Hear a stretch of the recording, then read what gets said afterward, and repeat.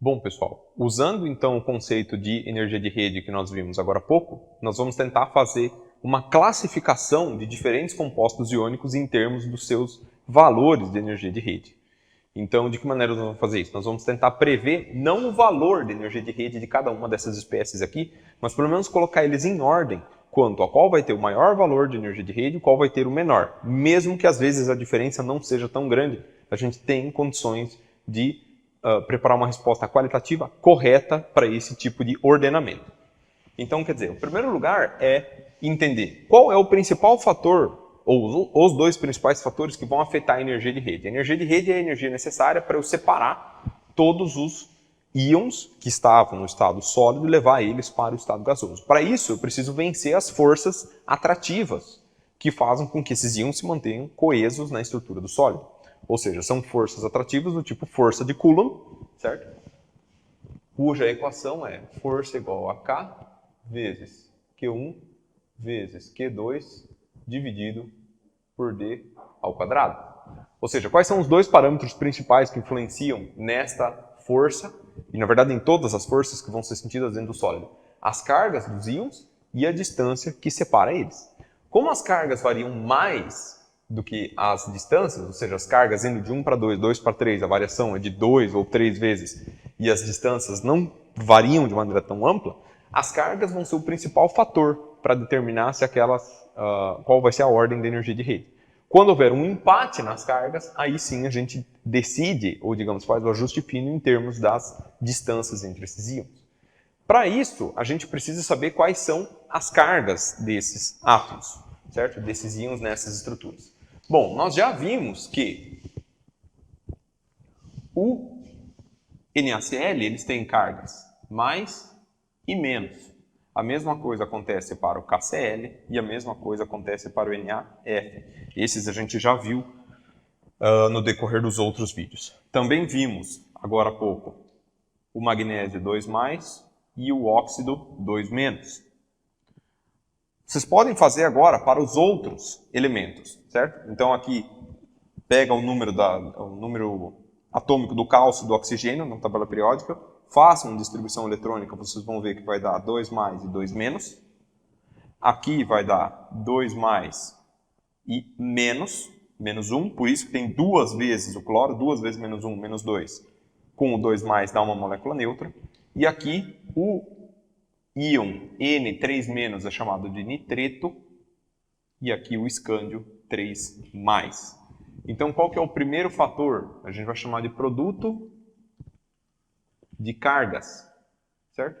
Qual é o valor do produto Q1, Q2 para estes sais? Bom, 1 vezes 1 vai dar 1, 3 vezes 3 vai dar 9, 1 vezes 1, 1, 2 vezes 2, 4. Nós estamos pensando só no número, não estamos pensando no sinal. É claro que 2 vezes -2 daria -4, mas nós estamos pensando simplesmente no módulo desse sinal, porque em todos eles o sinal daria negativo, né? A gente não precisa se preocupar com um sinal por enquanto. 2 vezes 1, por mais que tenha duas vezes aqui, o produto das cargas, 2 vezes 1 vai ser 2, 1 vezes 1, 1, e 2 vezes 2, 4. Então, quer dizer, baseado no produto das cargas, a gente já pode elencar o nosso primeiro colocado. Qual que é o primeiro colocado? Entre todas essas espécies que tem a maior energia de rede, com certeza tem que ser esse daqui. Por quê? Ele tem um produto de cargas que é 9 vezes maior do que os sais que a gente estava vendo antes. E, pelo menos, mais que o dobro em relação a esses dois aqui. Agora, tanto o óxido de magnésio quanto o óxido de cálcio, teoricamente, eles empatam no produto das cargas. O mesmo acontece com o NaF, com o NaCl e com o KCl. Então, a gente precisa fazer uma diferenciação deles agora em termos das distâncias. Bom, como que a gente vai elencar as distâncias? Basta a gente lembrar a posição dos átomos na tabela periódica. Vocês podem consultar uma tabela periódica, sugiro que abram uma agora, para que à medida que eu vá falando, vocês confirmem essa informação na tabela periódica. Então, quer dizer, entre os dois que têm produto de cargas igual a 4, um deles vai ser o segundo e um deles vai ser o terceiro. Agora, qual que é qual? Bom, ambos contêm o íon óxido, o íon oxigênio 2-. Então, quer dizer, Este íon é o mesmo para ambos, então a diferença entre as suas energias de rede tem que ser dada pelo cátion, ou magnésio ou cálcio. Observem na tabela periódica que o magnésio está em cima do cálcio, certo? O cálcio tem número atômico 20, o magnésio tem número atômico 12. Isso significa que o magnésio tem uma camada a menos no átomo. Ele tem 12 elétrons, mais uma camada de 8 vai dar a camada do cálcio. Então o cálcio, tendo uma camada a mais, ele tem que ser mais volumoso. Não interessa quanto é esse mais volumoso, a questão é que ele é mais. Sendo mais volumoso do que o magnésio, o núcleo do átomo de cálcio tem que estar mais afastado do oxigênio do que o núcleo do átomo de magnésio tem que estar afastado do oxigênio. Então, digamos assim, que aqui fosse o núcleo do átomo de magnésio, 2 camadas, aqui fosse o núcleo do átomo de cálcio, 2, mais uma terceira camada, certo? Porque eles perderam seus elétrons. No momento em que eu coloco o oxigênio aqui, o mesmo oxigênio, a distância média daqui para cá vai ser menor para o caso do magnésio do que seria para o caso do cálcio, certo? Cálcio 4s2, mas no momento que ele perde o 4s2, ele fica com a camada 3 preenchida.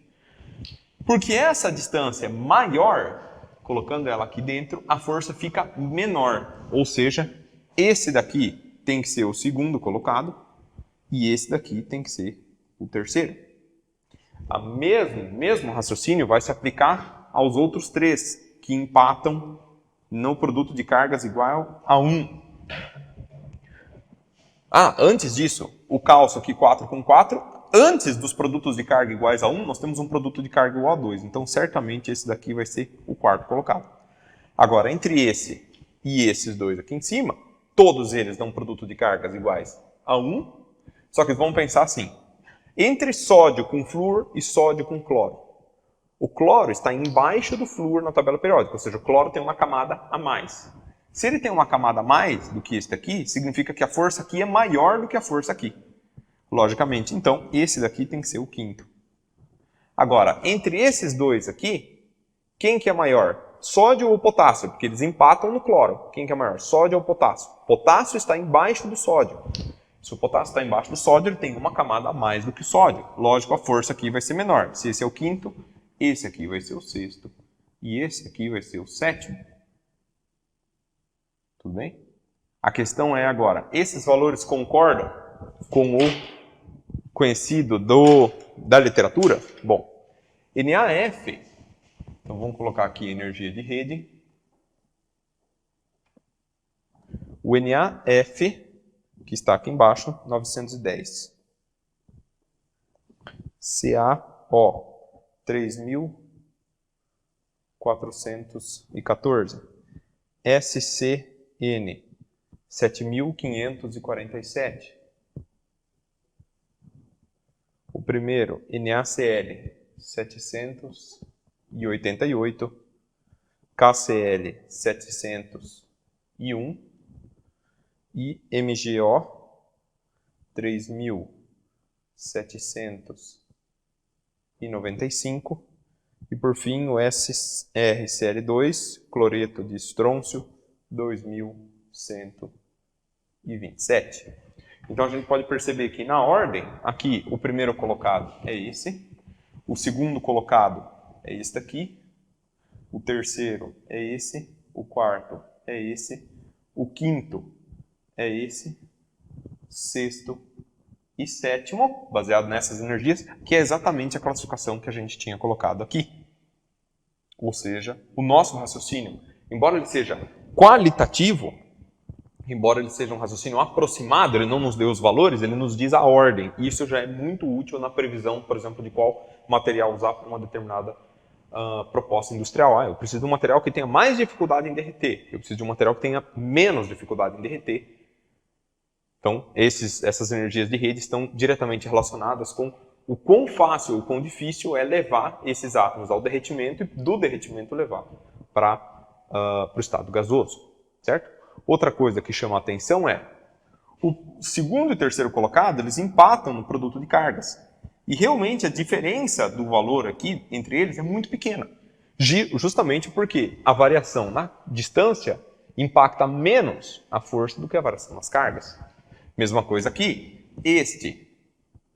com este, a variação é proporcionalmente pequena em comparação com os demais. Por quê? Porque todos eles impactam nas cargas iguais a 1.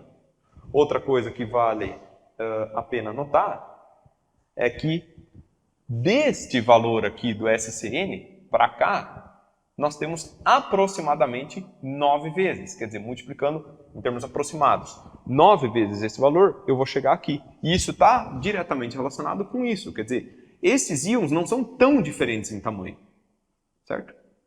Vai haver uma diferença, claro, mas ela é menos dramática do que a diferença do produto das cargas. Então, os valores observados aqui são condizentes com as diferenças absolutas encontradas no produto das cargas para esses átomos.